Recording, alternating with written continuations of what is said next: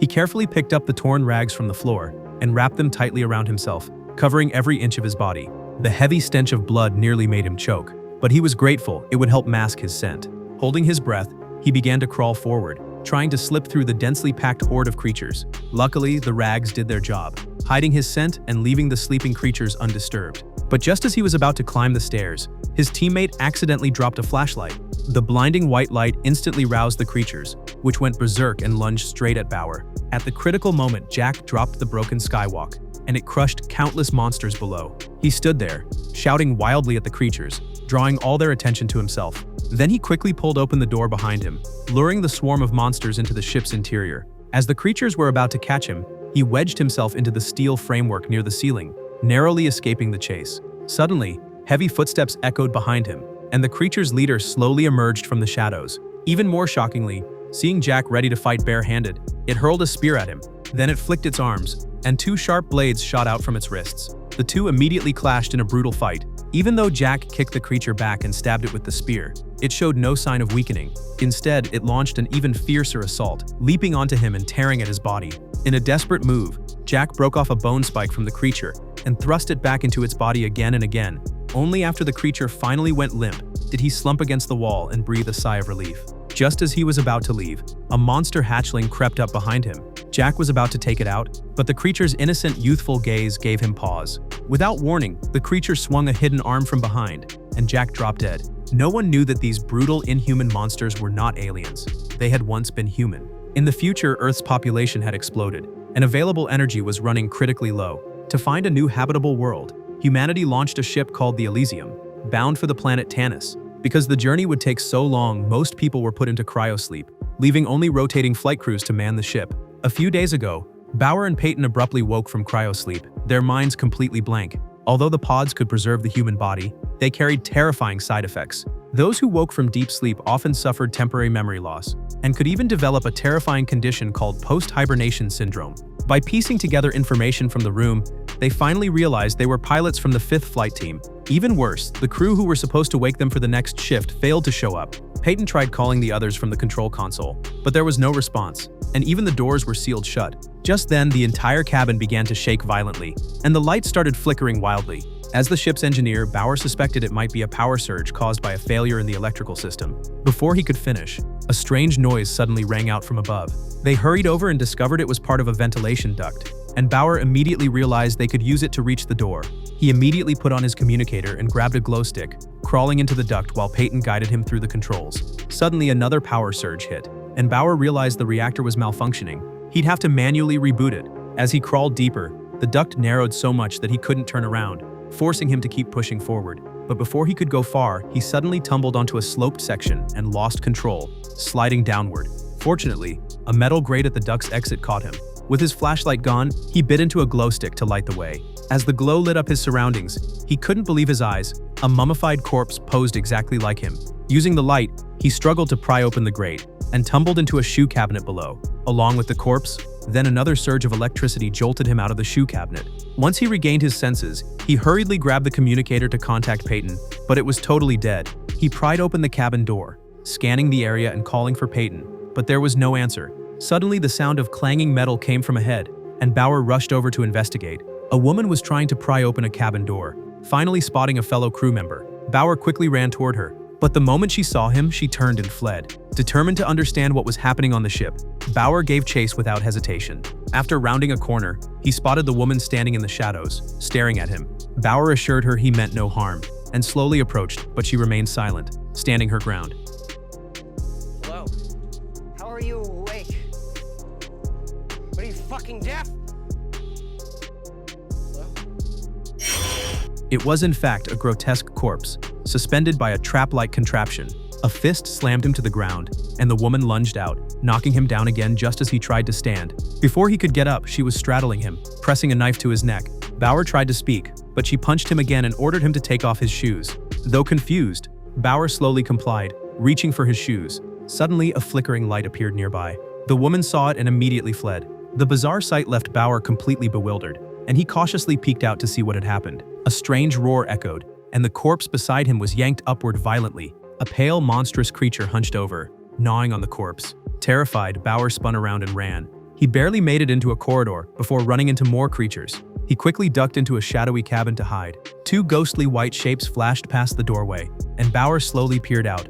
One creature jabbed its spear at the nearby cabin doors, while more monsters appeared in the distance. Seeing this, Bauer carefully slipped into a shoe cabinet, not daring to make a sound. As the monsters entered the room, his communicator on his chest suddenly crackled with Peyton's voice. Fortunately, Bauer quickly covered it, preventing the creatures from noticing.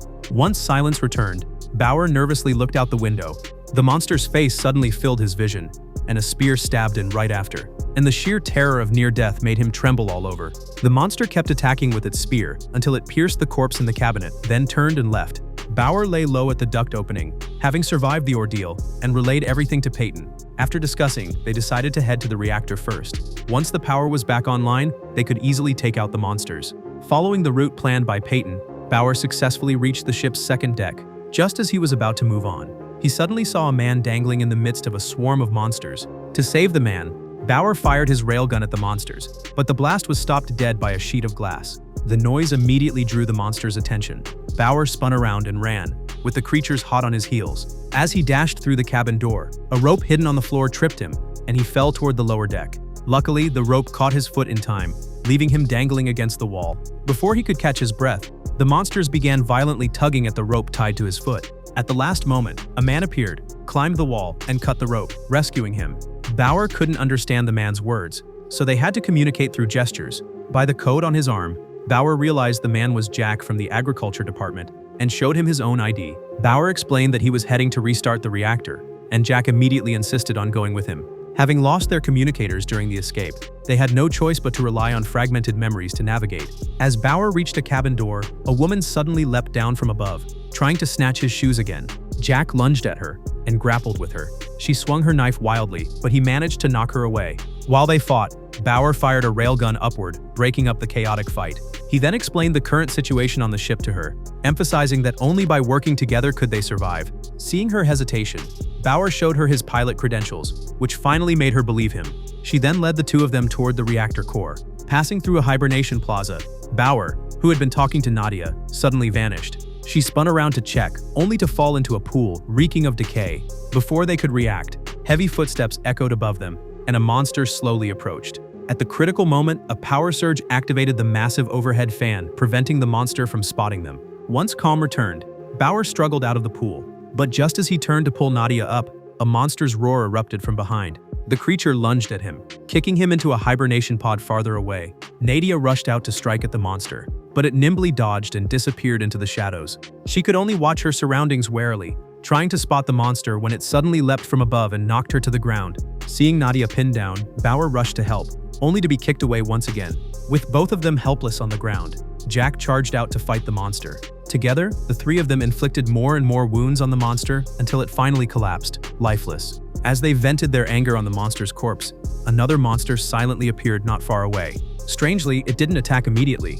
Instead, it struck a steel pipe with its spear, summoning its comrades. Soon, more monsters swarmed in from all directions, but they went straight for the fallen creature. Seeing this, the three of them bolted. Meanwhile, Peyton unexpectedly rescued a pilot named Gallo from the ventilation ducts. Covered in a strange slime and visibly terrified, Gallo was calmed by Peyton and helped to step aside. Elsewhere, Bauer and the others stumbled into a hidden room, where they found a peculiar old man. Seeing their disheveled state, the old man kindly offered them food and water. Trusting this human stranger, they let their guard down, sat down, and tended to their wounds. Feeling a brief sense of safety, Bauer seized the chance to ask about the monster's origin. Nadia speculated that when boarding the ship, the crew might have been injected with a rapid evolution serum, but that would mean these humanoid monsters may have been alive for a very long time. Just as Bauer was about to ask more, the old man suddenly revealed that he knew the whole truth. Through his story, a chilling truth unfolded before them. After the ship began its voyage, all crew members were placed in deep sleep, leaving only 3 pilots in control. Until one day, they received a transmission from Earth, and everything changed in an instant. You're all that's left of us. Good luck. God bless. And Godspeed. The message shattered them mentally. Overwhelming fear triggered severe post-hibernation syndrome. With no rules to restrain them, they began to kill each other, leaving only one survivor. But during the long, lonely voyage, fear slowly twisted his soul. Seeking amusement, he pressed the evacuation button, flinging 5,000 crew members into the endless void. This madness brought him only fleeting joy, and he sought new, more thrilling ways to entertain himself. He then released more crew members, trapping them in the lowest cargo hold, forcing them to kill each other. Soon, he grew bored of this again and voluntarily entered deep sleep, unaware that a terrifying world had just been born. As the old man's voice faded, the three were drugged by a sedative hidden in the food. When the three of them woke up again, they found themselves hanging upside down. The old man, now too frail to compete with the monsters for food, could only sedate them. Fortunately, the old man's strong survival instinct gave Bauer a chance. He hurriedly claimed the ship's reactor was malfunctioning. If the reactor wasn't manually restarted before the ship completely shut down, they'd all die here. Considering the increasingly frequent power surges and Bauer's credibility, the old man believed him and joined them. Meanwhile, after calming Gallo down, Peyton learned the full truth from him. The revelation drove Peyton to the brink of collapse, but Bauer's voice over the communicator brought him back to his senses. After some searching, Peyton realized the ship would shut down in just 47 minutes, and quickly mapped out a route for the four of them. The four of them soon made it through the hibernation zone to the reactor, only to find countless sleeping monsters lying below. Bauer held his breath and carefully stepped onto the catwalk, but the aged structure gave way, and he fell sharply. The massive crash instantly awakened the monsters, which charged ferociously toward Bauer. To give Bauer a chance, Jack attacked the monsters, luring them into the ship's cabins. Taking advantage of the distraction, Bauer climbed back up and quickly restarted the reactor core. Seeing this, the other three rushed into the cabin, avoiding the frenzied monsters around them. But as Bauer and Nadia were about to enter the next compartment, the old man coldly slammed the door shut. Elsewhere, Gallo, driven insane by the impending crash, grabbed a sedative syringe and approached Peyton.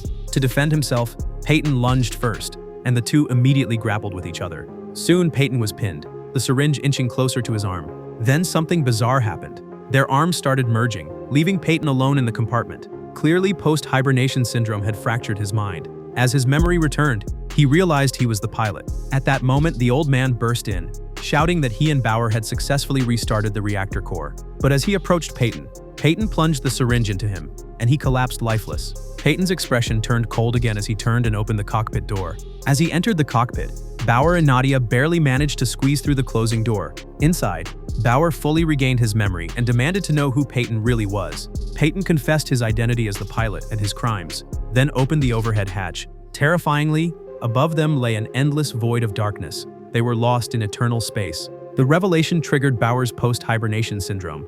Hallucinations appeared, and extreme thoughts overwhelmed his mind. Seeing the situation, Peyton began trying to brainwash him, inviting Bauer to join him in seeking pleasure here. But Nadia's scream interrupted them. Through the clear glass ahead, a strange glowing fish appeared. It was clear they had fallen into the depths of the ocean, and the flight log behind them indicated they had reached Tanis 800 years ago. The intense psychological shock worsened Bauer's condition. He even saw monsters crawling out of the walls. Instinctively, he raised the electromagnetic cannon and fired frantically, only to realize moments later that it had all been a hallucination. At that moment, under the pressure of the deep sea, cracks spread across the glass. Bauer hurriedly grabbed Nadia and rushed out. Raging seawater poured into the cockpit, while Peyton struggled in the pilot's seat, bracing for his death. Bauer pulled Nadia into a hibernation pod, quickly set the launch parameters, and pressed the button. The pod shot out of the ship, breaking through the water pressure and rising to the surface. They had escaped successfully. As the ship's hull ruptured, it triggered emergency evacuation mode, and countless hibernation pods floated to the surface. Seeing the landscape around them strikingly similar to Earth, the two survivors couldn't help but smile with relief. After 9 centuries of interstellar wandering and struggle for survival, humanity had reached Tanis, marking a new dawn for civilization.